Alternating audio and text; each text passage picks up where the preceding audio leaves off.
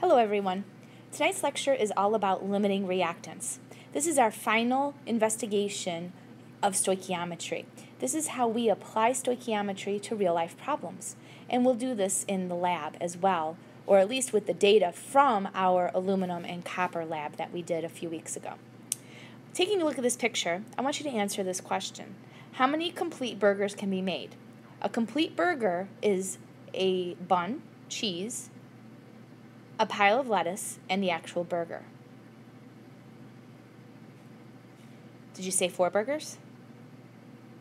No, I'm going to guess you said 3. And you would be right. Which ingredient for the assembling of the burger limits how many complete burgers can be made?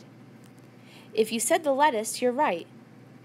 After we use each individual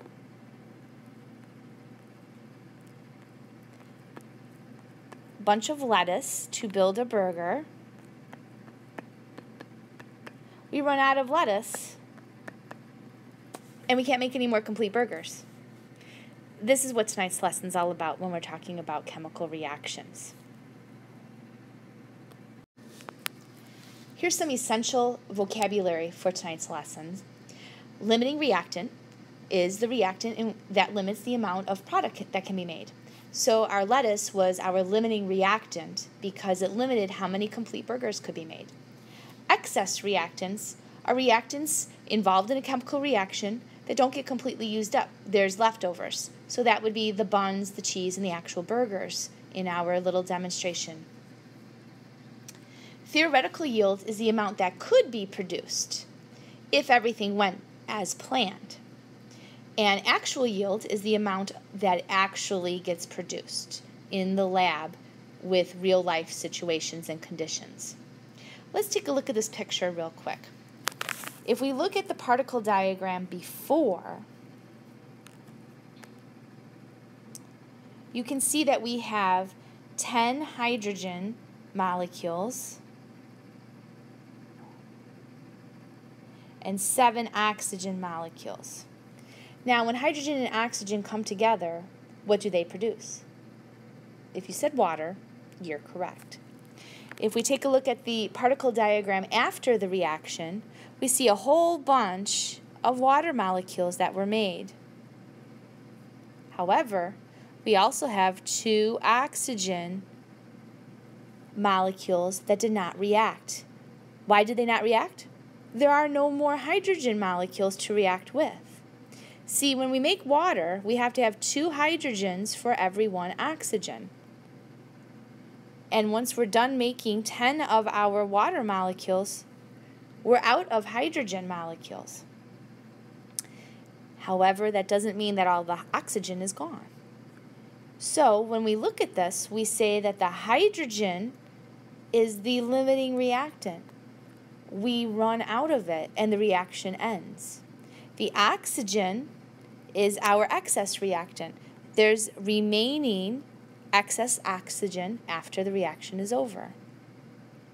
Theoretically speaking, if we have 10 molecules of hydrogen and 7 molecules of oxygen, we should be able to make 10 molecules of water, assuming all conditions are perfect. Let's see how this translates to real problems, not just conceptual problems. Of course, you know stoichiometry is coming.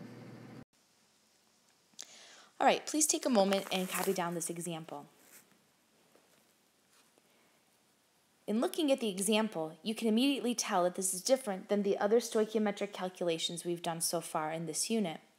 Here we're asked to specifically determine the limiting reactant as well as something called percentage yield. We're going to address that part on the next slide. Again, there's another difference in this problem as opposed to others. We're given 2 starting amounts. We're given 14 grams of the nitrogen and 3.15 grams of the hydrogen. We need to see how much product, ammonia, each of these amounts will make. The actual yield of 14.5 grams of ammonia, we will address that on the next slide. So let's take a look. The first thing that we have to do is we have to convert the 14 grams of nitrogen 2 grams of ammonia. So let's take care of that now. We're starting with 14.0 grams of nitrogen. We're going to use the molar mass of nitrogen, 28.02. Remember, nitrogen is diatomic, so you have to double it. And that's equal to 1 mole of nitrogen.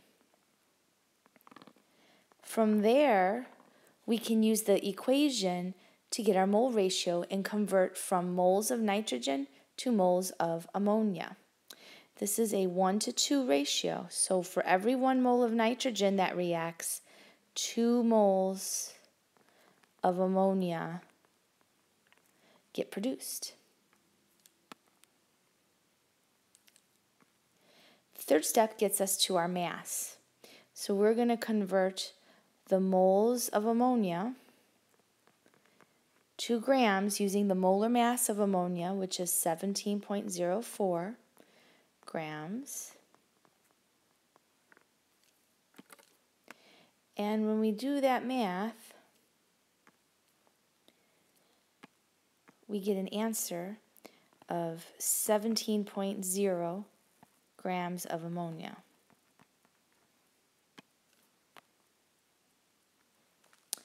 Now we have to repeat this process with the 3.15 grams of hydrogen. So it's really not that big of a deal. It's just a little bit longer of a problem. So it's kind of like a 2 problem in 1 type of a deal here. So we take our 3.15 grams of hydrogen. We're going to use the molar mass to convert to moles. 2.02 grams of hydrogen to 1 mole of hydrogen. And now we build our mole ratio from the equation. This is a 2:2 ratio of 2 moles of hydrogen to 2 moles of ammonia. And then it's time for us to do the same thing. We're going to get rid of moles of ammonia and go to grams using its molar mass again. So once you do the first problem, the second one goes a little faster because you've already worked out half of the conversion.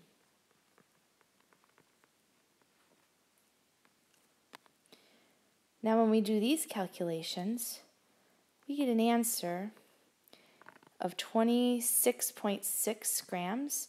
The calculator answer, for those of you checking, is 26.57. So we round that to 26.6 grams of ammonia. And now we have to take a step back and we have to look at both of these answers. In order to determine the limiting reactant, we have to determine which reactant produces the least amount of product.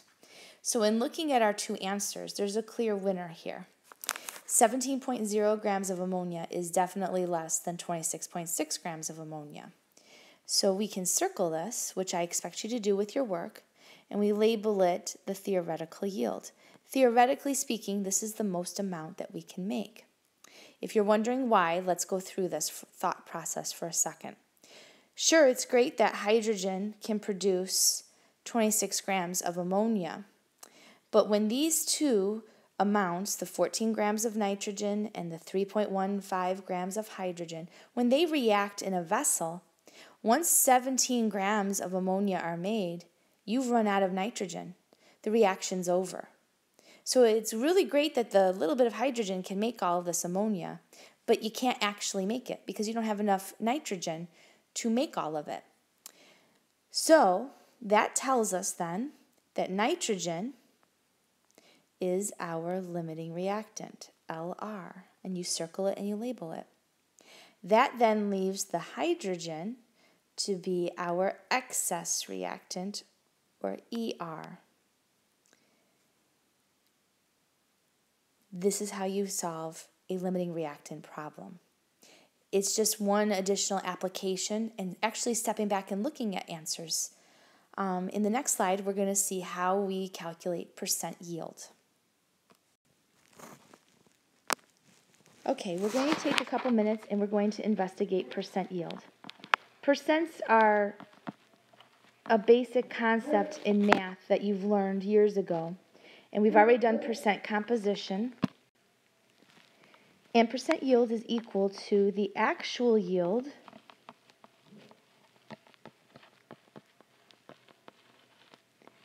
divided by the theoretical yield that you calculate.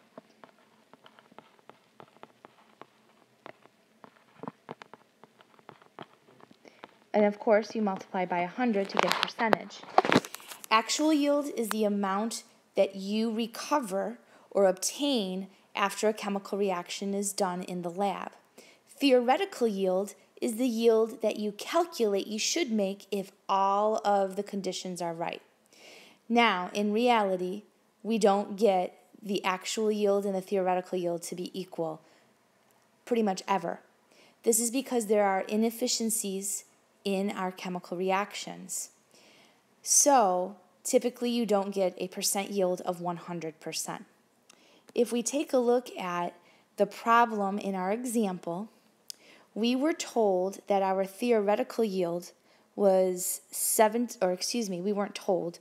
We calculated our theoretical yield to be 17.0 grams of ammonia.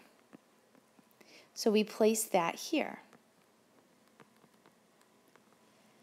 The problem gave us the actual yield that the scientist recovered, and that was 14.5 grams of ammonia. Now we're going to divide these and multiply by 100 to get a percent. Our units and chemical cancel because we're getting a percentage. So our percent yield ends up being 85.3%. Now, in reality, in a manufacturing plant, typically 70% yield is considered a good amount to obtain in terms of efficiency because of all of the issues that the large manufacturing equipment have. Anything above 70% is considered to be very good. So for our example here, getting a percent yield of 85.3% is a really good job.